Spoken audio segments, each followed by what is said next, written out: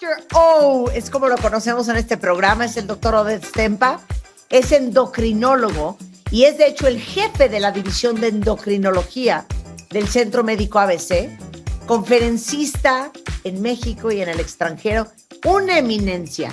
Y lo suyo de él son las hormonas. Y hoy vamos a darles unas clases infernales sobre hormonas.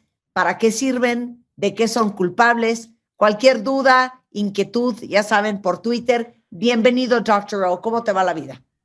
Bien, Martita, Rebe, muy buenos días. Un placer saludarlos. Por supuesto, a los cuentavientes, un gran abrazo. Que estén muy bien. Oye, yo nada más te tengo una pregunta, y es una pregunta importante. ¿Algún día me va a dar menopausia? Mira, la verdad es que sí, Marta. Algún día te va a dar. La verdad es que entre más tarde, pues mejor, porque te irás liberando de síntomas, de problemas, tus hijitos estarán protegidos mientras no llegue ese momento. Así que... Ok, voy a hacer un sondeo de opinión. ¿Hay alguien allá afuera que tenga casi 54 años y que no tenga menopausia para ver si estoy sola en este mundo? No, seguramente sí hay. Habrá sí más hay. que las que sí tenemos ya y que es una gran bendición. Rebeca, a ti te dio menopausia hace 10 años, por favor. Cero, me dio menopausia, me dejó de bajar ya hace 2 años, Odette. O sea, soy la más feliz, la más contenta, mis densitometrías perfectas, y yo creo que eso tiene que ver con la genética, porque mi mamá tiene unos huesos, luego ahorita platicaremos de eso, tiene huesos fuertes también, mi mamá tiene ya casi 80, 79, pero yo lo he pasado muy bien. Mira, qué bonito, Rebeca, a ver si me va igual a mí. Bueno, seguro sí, y si no, ni te vas a acordar, porque también afecta la memoria más. Cállate. O sea. A ver, Dr. O, el endocrinólogo es dueño, entre otras cosas, de las hormonas. ¿Qué son las hormonas? Excelente pregunta para empezar, Marta. Las hormonas son básicamente, podríamos decir que son mensajeros químicos.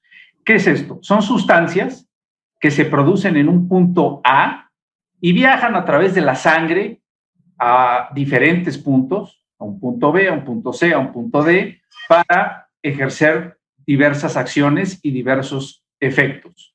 Eso es lo que, así podríamos definir, y así es como debe definirse una hormona. Imagínate, tenemos una gran cantidad de hormonas, y es interesante porque si tú le preguntaras a la gente, al público en general, ¿qué entiende por hormonas? ¿O qué es lo primero que le viene a la mente cuando hablamos de hormonas? Seguramente le viene a la mente cosas, por ejemplo, como aquello que nos dicen de pronto, oye, fíjate que esta mujer anda muy hormonal. Claro, estados de ánimo, cambios de estado. Exacto, exactamente, sí. Estados de ánimo. O, por ejemplo, cuando dicen acerca de alguna persona joven, de un adolescente, es que ya se le alborotó la hormona. Que evidentemente esa es una expresión que tiene que ver con el despertar del deseo sexual, con la atracción hacia otras personas, ¿no? Ya. Ahora, ¿para qué sirven las hormonas? Las hormonas prácticamente regulan la función de todos nuestros órganos en mayor o menor medida.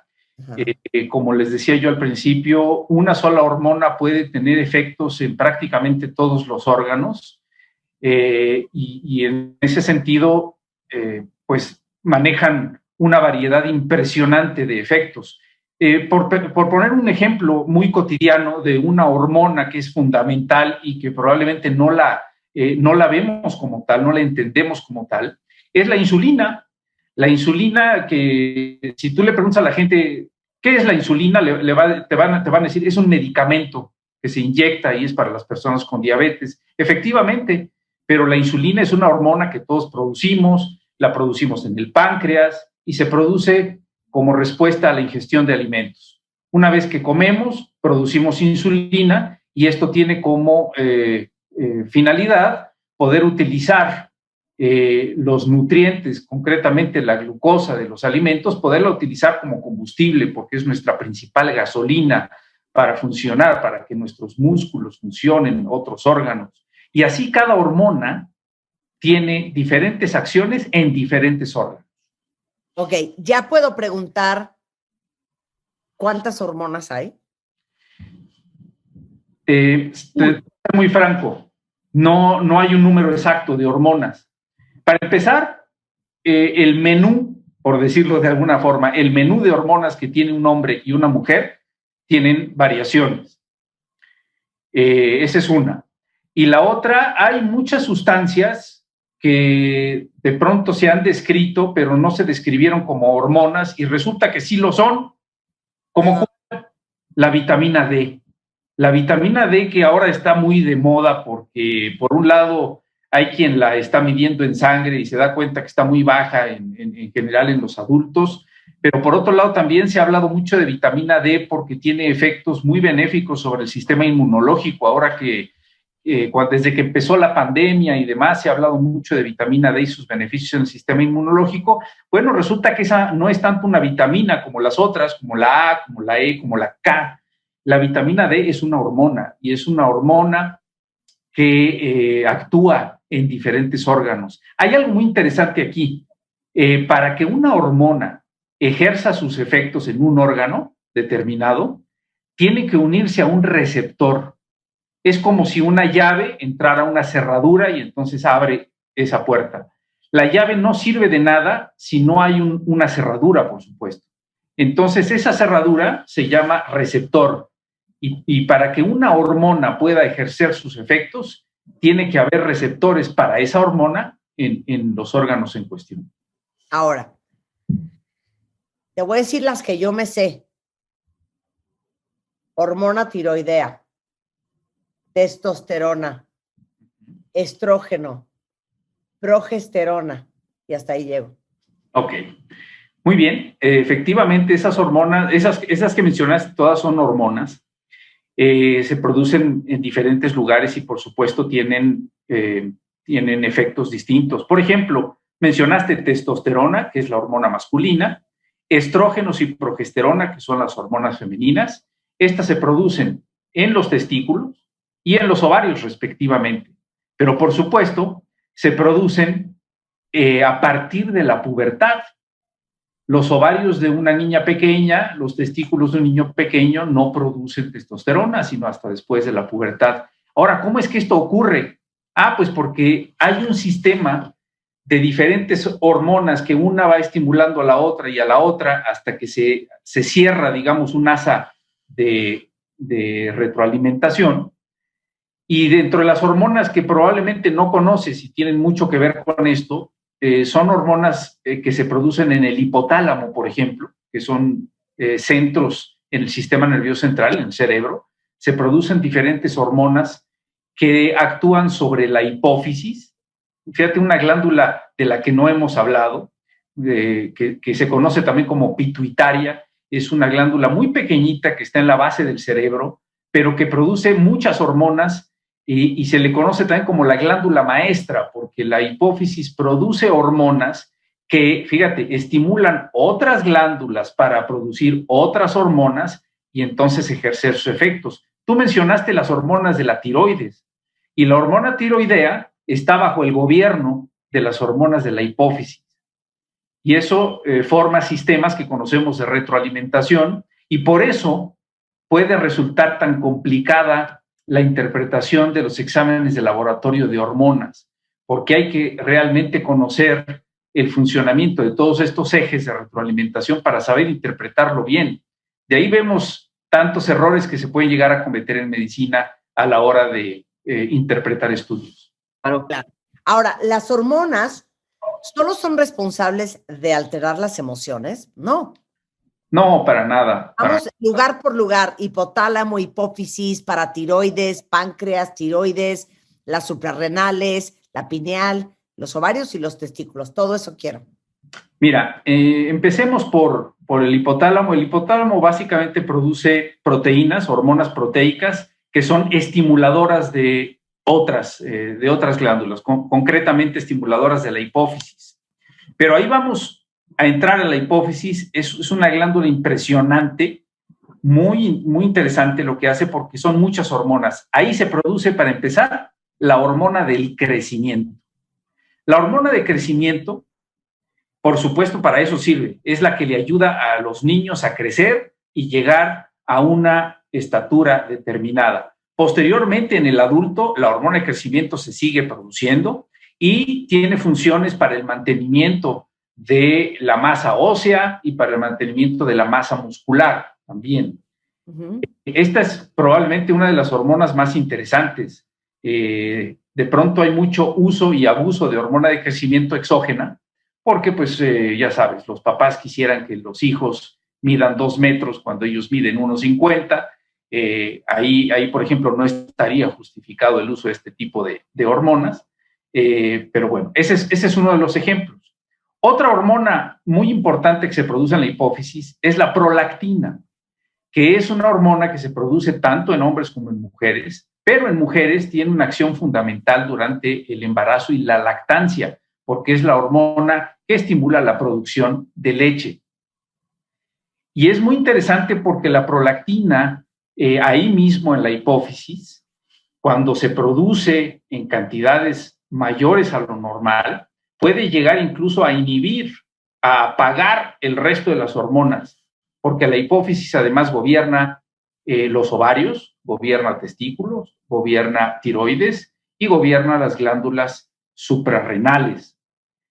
En ese eje en donde la hipófisis produce un par de hormonas que actúan en el ovario, por ejemplo, la folícula estimulante y la luteinizante, en el ovario entonces se producen estrógenos.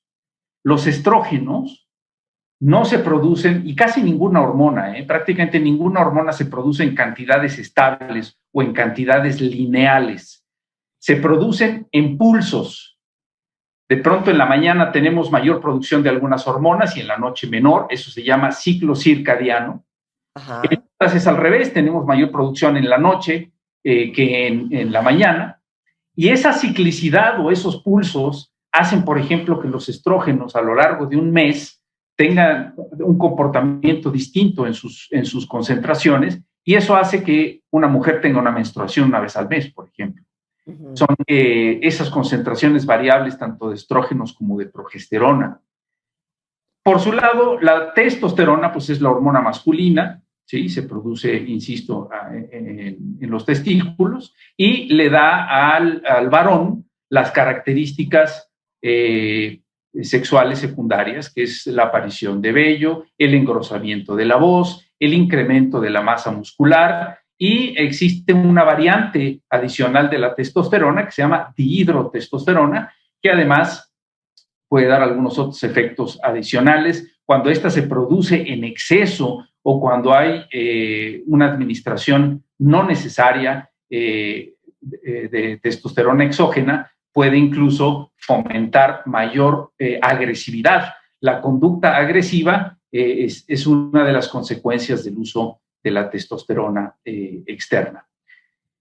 Después, la hipófisis también actúa sobre la glándula suprarrenal. Es una glándula impresionantemente importante porque en la suprarrenal, entre otras hormonas, se produce el cortisol. El cortisol es nuestra cortisona, digamos, la que producimos nosotros. Es una hormona muy importante, se conoce como la hormona del estrés, porque cuando tenemos cualquier tipo de estrés, y no entendamos estoy estresado porque estoy preocupado, no. Un estrés puede ser un traumatismo, un accidente, una cirugía. Esos son situaciones de estrés que elevan el cortisol, y ese cortisol nos permite ajustar, por ejemplo, nuestra presión arterial para que las situaciones de estrés no nos generen mayor problema. Por supuesto, todas esas glándulas y todas esas hormonas pueden ser sujetas a padecimientos y enfermedades. Prácticamente, ¿qué es lo que vemos los endocrinólogos? Los endocrinólogos vemos 3 principales problemas. Enfermedades por deficiencia de hormona, es decir, porque alguna de estas hormonas se produce en forma insuficiente, muy poquita. Número 2, enfermedades por exceso de hormona, ¿sí? Es decir, cuando hay alguna enfermedad que hace que una de estas hormonas se produzca en grandes cantidades, en cantidades excesivas. Y número 3, tumores que pueden producir exceso de hormonas, ¿sí? Esa básicamente yo te diría que el 95% de los padecimientos que vemos los endocrinólogos caben dentro de esas tres categorías: insuficiencia o déficit hormonal, número 2, exceso de hormona, y número 3, tumores productores de hormonas. Es que ¿sabes qué siento que pasa, Oded? Que los síntomas de la falta o el exceso de hormonas los conocemos tan poco que es súper fácil que no te caiga el 20, por ejemplo, que te andas arrastrando por la vida, que estás agotada 24 horas al día. O sea, de cooperar ni hablamos, libido en -100, Sí. y que nunca se te ocurriría que a lo mejor tienes baja testosterona. Totalmente de acuerdo. ¿Y sabes cuál es el problema de eso, Marta? Que los síntomas por deficiencia hormonal o por exceso hormonal son síntomas inespecíficos. ¿Qué quiere decir eso? Son síntomas que pueden ser consecuencia de cualquier otra cosa. Ejemplo, la gente con hipotiroidismo que produce poca hormona tiroidea. Ajá. Síntomas más frecuentes son cansancio, dolores de cabeza, ¿sí? Retención de líquido en las piernas, falta de concentración. O sea, son síntomas que pueden caber en muchísimos cuadros. Claro. Por veces los pacientes, incluso los médicos, tardan mucho tiempo en llegar a un diagnóstico, porque son síntomas increíble y extraordinariamente vagos, claro, vagos. Pero a ver, vamos a hacer un jueguito rapidísimo. A ver, poca testosterona, mucha testosterona. Dame ambas sintomatología. Ok, vamos a suponer que tenemos un hombre de 40 años. Si tuviera poca testosterona, básicamente, ahí es un poquito más específico porque la testosterona es pues la hormona sexual. Sí. Entonces, ¿qué podría presentar este paciente? Disfunción eréctil.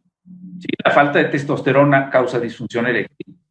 2, la frecuencia, fíjate qué interesante, la frecuencia del afeitado disminuye con respecto a lo que tenía antes. De pronto un paciente puede decir, ¿sabes qué? Antes me tenía yo que afeitar diario y ahora no, ahora me afeito una vez a la semana porque ya no me crece la barba tanto. Esos son síntomas un poquito más específicos, pero ¿sabes qué te puede dar la falta de testosterona? Caramba, cansancio crónico.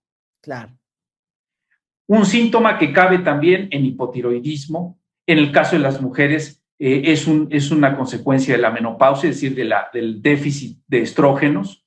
La gente que tiene déficit de cortisol, lo principal que presenta es cansancio crónico, bajo nivel de energía. Vaya, como ves, se vuelve complicado el panorama, ¿no? Claro, o sea, yo no tengo cortisol oficial, testosterona tampoco. Pero a ver, una mujer que tiene baja testosterona.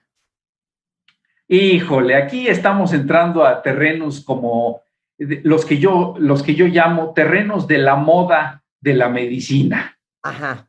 Son cuestiones que de pronto se ponen de moda y tienen sus asegúnes. Insisto, las mujeres sí producen testosterona y producen también una cuota determinada de otros andrógenos, es decir, otras hormonas masculinas, como por ejemplo la dehidroepiandrosterona que se produce en la glándula suprarrenal. Cuando la mujer tiene una baja importante y especialmente abrupta de este tipo de hormonas, se puede manifestar principalmente con disminución de la libido, disminución del deseo sexual. Pero la disminución del deseo sexual puede ser por la propia menopausia, puede ser, ¿sabes por qué? Por depresión, puede ser por un tema de hipotiroidismo. Es muy importante que este tipo de manifestaciones, cuando acuden los pacientes con el endocrinólogo, nosotros hacemos un interrogatorio mucho más específico, mucho más detallado, para tratar de entender de dónde viene el síntoma. Por ejemplo, muchos pacientes han llegado alguna vez conmigo porque les recomiendan que vayan a ver al endocrinólogo porque tienen disfunción eréctil. pero la mayoría de los casos de disfunción eréctil no se deben a deficiencias hormonales, se deben a cuestiones psicológicas, puede haber también depresión o puede haber temas que nada tienen que ver con la testosterona y producen disfunción eréctil. Entonces aquí es muy importante cada vez que una paciente viene y nos cuentan alguna molestia, que hagamos un interrogatorio muy, muy dirigido y revisemos al paciente. Hay que tocarle el cuello para palpar la tiroides, hay que revisarlo en general. ¿Sabes cuál es aquí el problema? Que hoy la medicina se está transformando para mal en algunos sentidos. Los pacientes nos mandan nada más exámenes de laboratorio y con eso quieren un diagnóstico. Eso no es así. Claro. El diagnóstico de un paciente tiene que empezar con un interrogatorio a conciencia. Hay que revisar al paciente y con base en los hallazgos de esas dos cosas, entonces sabremos qué laboratorio pedirle al paciente para descartar o para confirmar alguna sospecha diagnóstica. Ese es el orden de la medicina. Claro. Y eso se está perdiendo. Por supuesto que ahorita regresando del corte le voy a pedir al doctor O que me diga qué pasa cuando tienes poca o mucha hormona tiroidea. ¿Qué pasa, por ejemplo, cuando tienes bajos o altos estrógenos y progesterona? Y claro que le voy a preguntar del cuento de las hormonas bioidénticas y que los pellets y que los geles y todas esas cosas que pululan por ahí. Regresando en W Radio, clases de hormonas con el doctor Oded Stempa. No se vayan. Entra a wradio.com.mx. Checa más información de nuestros invitados, especialistas, contenidos y escucha nuestro podcast. Marta de Baile 2022. Estamos de regreso y estamos donde estés. Estamos de regreso en W Radio. Está con nosotros el doctor Oded Stempa, conocido como Dr. O, y es especialista en endocrinología. Es endocrinólogo y de hecho es el jefe de la división de endocrinología del Centro Médico ABC. Estamos en clases de hormonas. Ya les dijo qué pasa en los hombres y en las mujeres con exceso o deficiencia de testosterona. Si se lo perdieron, vale mucho la pena que rescaten eso en podcast al rato. Ahora, vamos con dos hormonas muy importantes. ¿Qué pasa si tienes deficiencia y exceso de hormona tiroidea? Bueno, esto es muy frecuente, ¿sí? La deficiencia, principalmente de hormonas tiroideas, es muy, muy común. Se conoce como hipotiroidismo. Y debemos tomar en cuenta que las hormonas tiroideas sirven para regular el ritmo y la velocidad a la que funcionan todos y cada uno de nuestros órganos. De tal manera que la deficiencia de hormonas tiroideas hará que todos nuestros órganos funcionen más lento. Y esto nos puede dar una lista de más de 100 diferentes molestias, todas ellas muy inespecíficas. Algunas las mencionamos hace rato: cansancio crónico, dolor de cabeza, retención de líquidos, dificultad para concentrarse, tendencia incluso depresiva, mucha sensibilidad en ese sentido, un deseo sexual abatido o sumamente bajo. Recuerdo mucho un paciente que me vino a ver justamente ayer, que traía un hipotiroidismo, probablemente más de un año de evolución, y nadie le había encontrado el problema. Ya llegó con estudios porque un psiquiatra justamente le pidió el perfil de tiroides y encontró este tema. Y era un hombre que ya ni siquiera respondía correctamente a lo que uno le preguntaba, ¿no? Porque tenía una capacidad de concentración totalmente deficiente. Y entre esos hay muchísimos síntomas. El tubo digestivo, por ejemplo, trabaja más lento y entonces hay mala digestión, puede haber abultamiento del abdomen, distensión abdominal, estreñimiento, por supuesto, cambios en la piel seca, las uñas son muy quebradizas, puede haber caída de cabello. En fin, en cada órgano y sistema podemos encontrar consecuencias de esto. Ahora, el estado contrario, el exceso de hormona tiroidea, es menos frecuente. Perdón, pero cuando tienes baja hormona tiroidea también, ¿tiene que ver con el peso? Excelente pregunta, excelente pregunta.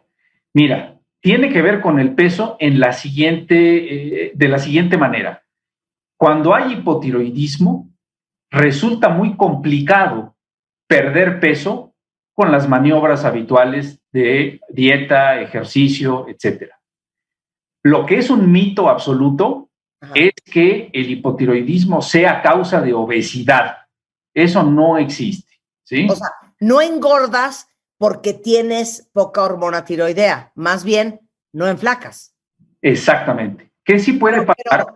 Pero perdón, qué fuerte, cuentavientes, porque pienso en muchos de ustedes que dicen, es que hago dieta y no bajo, o te lo juro que hago ejercicio cañón y no hay manera. Y nadie les ha dicho, chécate la tiroide. Claro, así es. Lo que sí puede pasar, y esto ya es prácticamente anecdótico, existía un estado de suma gravedad por hipotiroidismo que se llama mixedema, que podía llegar incluso a un estado de coma. Son pacientes que retienen tantos líquidos que eso parece obesidad, pero es básicamente retención de líquidos. No es una obesidad a expensas de aumento en el tejido graso, ¿sí? De la grasa abajo de la piel o de la grasa abdominal. No, eso no es una causa del hipotiroidismo. Entonces, sí, totalmente de acuerdo contigo. Muchos de los pacientes que han probado diferentes dietas, que ya han peregrinado con 1, 2, 3 nutriólogos y que no han podido bajar de peso y hacen ejercicio, hay que revisar la tiroides porque muchas veces por ahí encontramos el problema. Ahora, en el exceso de hormona tiroidea, que es el hipertiroidismo, que como decía es mucho menos frecuente, aquí vemos lo contrario y a veces les explico a los pacientes, imagínense que fuéramos organismos que trabajamos con cuatro baterías, con 4 pilas.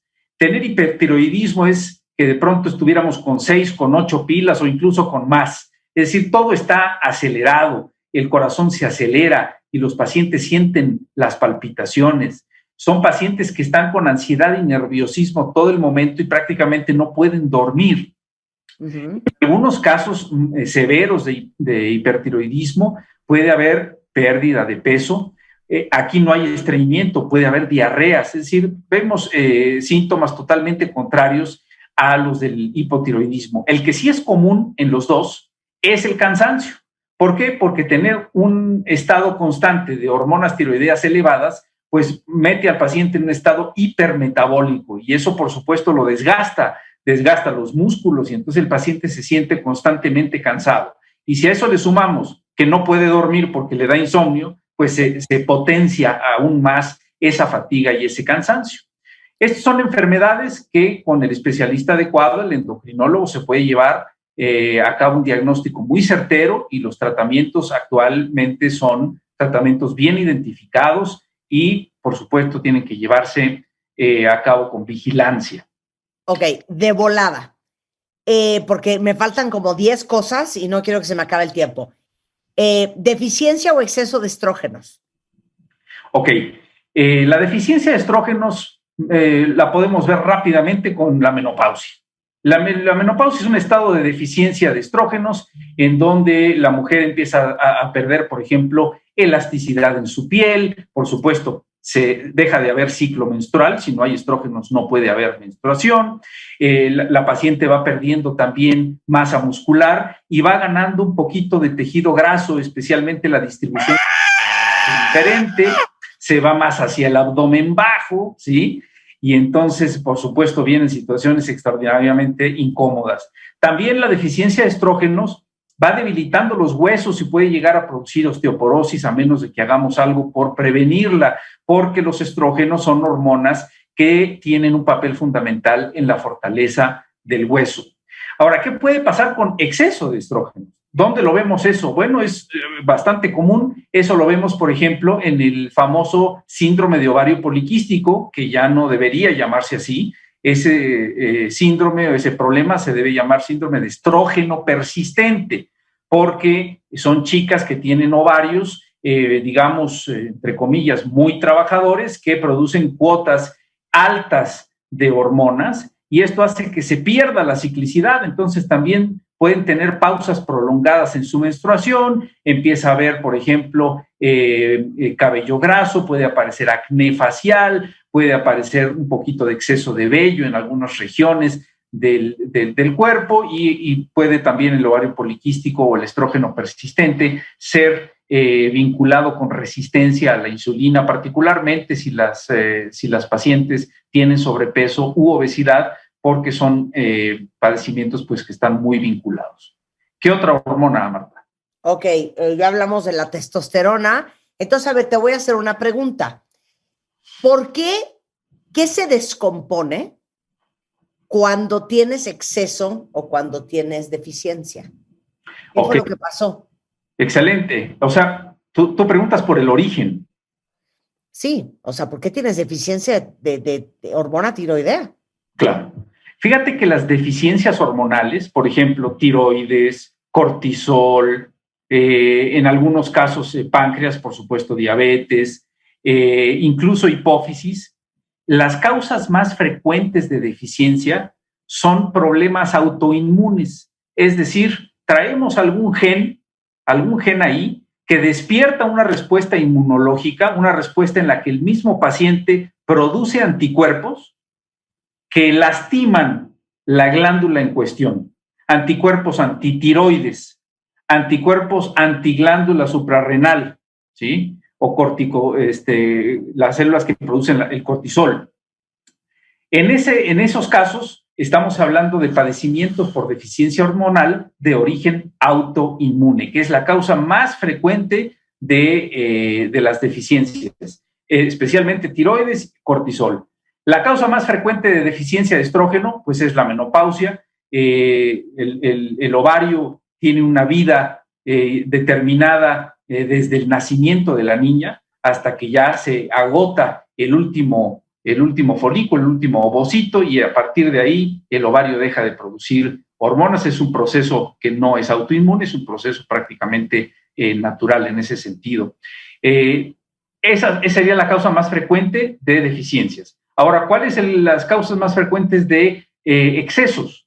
También puede haber problemas autoinmunes que produzcan exceso hormonal, por ejemplo, la tiroides. El hipertiroidismo, la causa más frecuente se llama enfermedad de Graves, que es un problema autoinmune en donde hay anticuerpos que hacen que la tiroides empiece a producir una cuota muy elevada de hormonas tiroideas.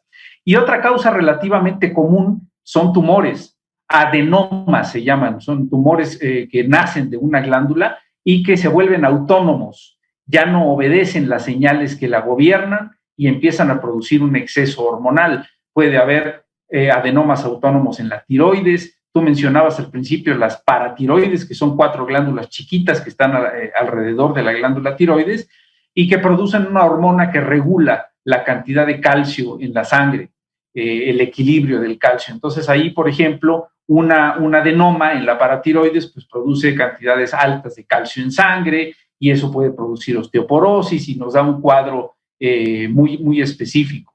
Entonces, eso prácticamente englobaría las causas, digamos, internas. ¿Por qué? Porque el exceso de hormona también se puede deber al consumo de hormonas exógenas en forma excesiva o no responsable. Claro. Por eso, cuentavientes, número 1, hay que checarse las hormonas, y número 2, el dueño de las hormonas es el endocrinólogo. Perdón lo que voy a decir. Yo conozco una cantidad de casos, Dr. O, me metieron un pellet de testosterona, me mandaron un gel de no sé qué, estoy tomando reemplazo hormonal de camote o de hormona bioidéntica que me mandó un doctor naturista. A ver, quiero tu opinión con todo esto. Sí, mira... no sé serio, ponte regañón. Sí, qué bueno que me das puerta para ello. ¿Más? Eso me parece, toda esa cuestión de las hormonas bioidénticas y demás, son por lo general actos de extraordinaria irresponsabilidad, infamia casi de parte de algunos profesionales de la salud. ¿Por qué? Porque esas hormonas bioidénticas, entre comillas, pues no las encontramos en la farmacia. Resulta que esas se venden solamente en el consultorio del doctor que las recetó. No, bueno, pues qué maravilla. Se vuelve de pronto esto un negocio redondo, ¿no? Ahora, los pellets, por ejemplo, son pequeñas capsulitas que se insertan en la piel y que van liberando hormonas por un periodo, por lo general, de 6 meses. Con esto hay que tener mucho cuidado porque con las mujeres después de la menopausia, un exceso de aporte hormonal exógeno puede incrementar mucho los riesgos de ciertas patologías, de patologías malignas, un cáncer de mama, por ejemplo. Si la paciente ya era susceptible genéticamente a un cáncer de mama y nosotros no lo sabíamos, y de pronto le damos un exceso hormonal con uno de estos dispositivos, podríamos irresponsablemente y sin saberlo despertarle un problema de esta naturaleza. Entonces, hay que tener mucho cuidado. A veces me dicen los pacientes, oiga, me recomienda la hormona bioidéntica, y mi respuesta es muy clara. Únicamente le doy hormonas bioidénticas a pacientes bioidénticos. Y como yo no tengo ningún paciente bioidéntico, todos son seres humanos, merecen tratamientos adecuados y responsables con respecto a lo que necesitan. Nada que no requieran. Nada que no requieran. O sea, a lo que voy es, no se estén metiendo cosas. El dueño de las hormonas es el endocrinólogo. Y uno, para empezar, tiene que saber exactamente cómo está. Lo complejo de la lectura de las hormonas es que las hormonas no son consistentes durante todo el mes. Entonces, el endocrinólogo te va a decir qué exámenes te tienes que hacer y cuándo te los tienes que hacer. Porque si no te los haces en el día en que te lo tengas que hacer, la lectura es diferente. Explica eso, Dr. O. Sí, claro. Todas las hormonas están reguladas por lo que decíamos hace rato, por un ciclo circadiano, y se producen en pulsos. Por ejemplo, el ejemplo más clásico de esto, por ejemplo, en un mes, son los estrógenos.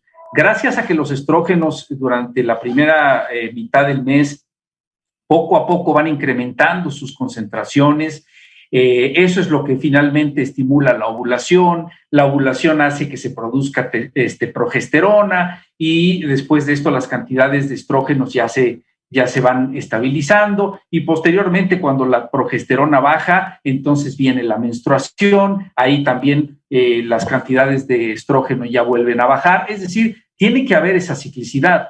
Hay también un ejemplo muy interesante, el cortisol tiene una ciclicidad diaria, tiene su pico máximo a las 8 de la mañana, y normalmente el cortisol tiene que ser medido a las 8 de la mañana. El problema es que si a una persona, aunque sea una persona sana, yo le mido el cortisol todos los días por una semana a las 8 de la mañana, no voy a encontrar concentraciones idénticas cada día. ¿Por qué? Pues porque no es así, no es estable.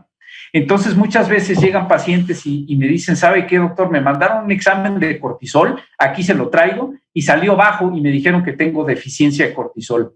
Y eso no se puede diagnosticar así.